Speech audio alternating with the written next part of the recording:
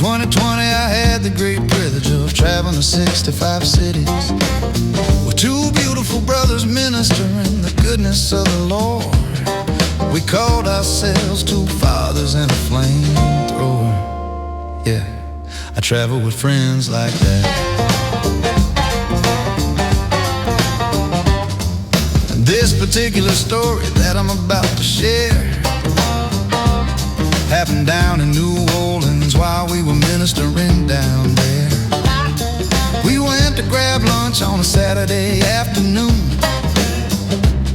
I had burrito at some Mexican saloon. Oh, I told my friends that I was full, even though I had a bite or two of that burrito left, and I was going to go to the men's room and would be back soon.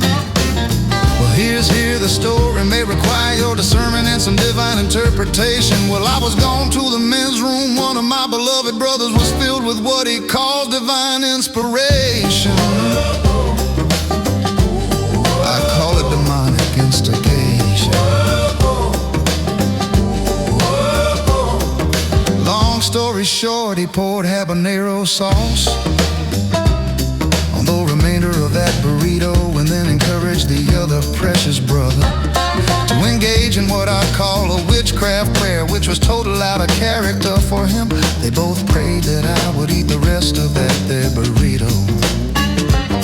Now I'm a man sensitive to prayer, so when I sat back down in that chair, I had a strong desire to take a big bite out of that habanero lace burrito. Well, for a season there I thought I was engulfed in the flames of a burning hell, but my two brothers were of no use. They were laughing and rolling while I was spitting and choking from their spiritual abuse.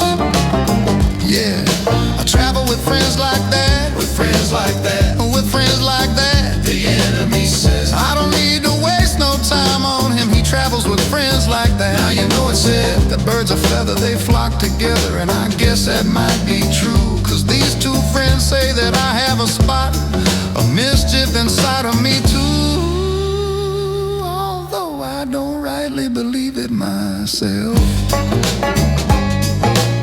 But they say what I call witchcraft prayer was actually divine retribution. Because of summer turbulence, my mischievous ways have released to the atmosphere. Now here is where your discernment will need to be implemented.